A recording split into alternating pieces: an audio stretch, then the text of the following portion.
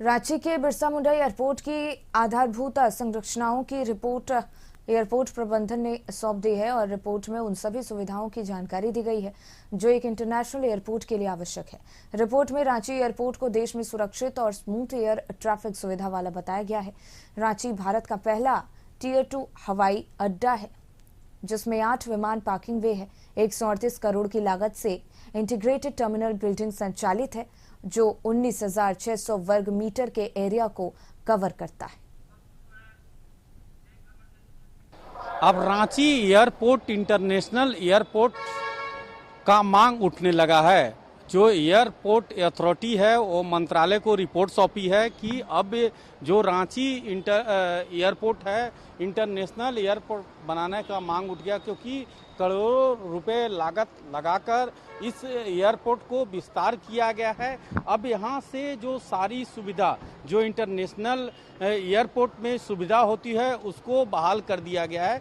तो आप समझ सकते हैं कि जिस तरह से इंटरनेशनल एयरपोर्ट को मांग को लेकर एयरपोर्ट अथॉरिटी के द्वारा भेजा गया है कि अब जो करोड़ों रुपया का लागत से बनाया गया है इसको विस्तार किया गया है। तो अब यहाँ से दुबई और थाईलैंड जाना रांची झारखंड वासियों के लिए आसान होगा, क्योंकि आने वाले समय में जब मंत्रालय का मंजूरी मिल जाएगा तो आने वाले समय में यहाँ से इंटरनेशनल फ्लाइट भी उड़ान भरेगी। तो अब देखना होगा कि यह जो रिपोर्ट एयरपोर्ट अथॉरिटी के द्वारा मंत्रालय को भेजा गया है यह सुविधा कब से बहाल होती है। एक सबसे बड़ी खुशखबरी है कि अगर इंटरनेशनल फ्लाइट यहाँ से उड़ान भरती है तो दुबई जाने के लिए, चाहे थाईलैंड जाने के लिए, सऊदी अरब जाने के लिए जो यात्री दिल्ली होकर कनेक्टिंग होकर दुबई और थाईलैंड जाते हैं तो उन्हें अब रांची से डायरेक्ट फ्लाइट की सुविधा मिलेगी अगर मंत्रालय से मंजूरी मिल जाती है। अपने सहयोगी सुनील स्वांसी के साथ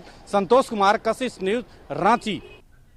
संतोष, इसी पे और ज्यादा जानकारी लिए हमारे सहयोगी जुड़ गए हैं। संतोष, बिरसा मुंडा एयरपोर्ट की आधारभूत संरचनाओं की रिपोर्ट एयर प्रबंधन ने सौंप दी है और अब इंटरनेशनल श्रेणी में इसकी बहाली को लेकर मांग की गई है, जिसके बाद अगर इसको अप्रूव किया जाता है तो बड़े स्तर पर जो यात्री हैं उन्हें हवाई यात्रा में सुविधा मिल सकेगी। देखिए, जो स्थिति है कि लगातार झारखंड का जो एयरपोर्ट है बिरसा मुंडा एयरपोर्ट, तो एयरपोर्ट की अथॉरिटी के द्वारा मंत्रालय को एक रिपोर्ट सौंपा गया है। उसमें एक स्पष्ट रूप से कहा गया है कि अब जो विदेशी फ्लाइट है यहाँ से उड़ान भर सकती है, क्योंकि जो मानक चाहिए एयरपोर्ट अथॉरिटी के द्वारा मानक को पूरा कर लिया गया है।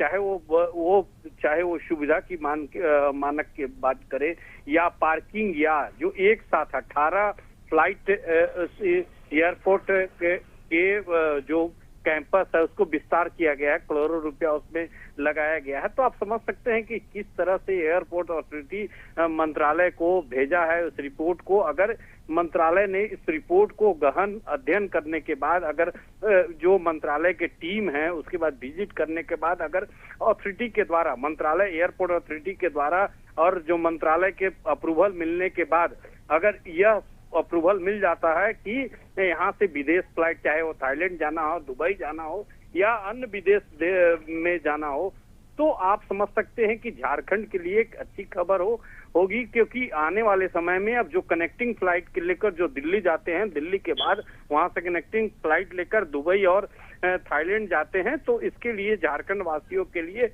एक अच्छी खबर होगी और उसके सुविधा भी बढ़ेगी और झारखंड का जो राजस्व है उसमें भी बढ़ोतरी होगी। तो अब देखना होगा कि जो एयरपोर्ट अथॉरिटी के द्वारा जो मानक को खरा उतरने के बाद यह मंत्रालय को रिपोर्ट भेजा गया है, अगर मंत्रालय इसे अप्रूव कर लेता है तो झारखंड के लिए एक बड़ी खबर होगी। बिल्कुल संतोष, बहुत बहुत धन्यवाद आपका तमाम जानकारी हम तक पहुंचाने के लिए।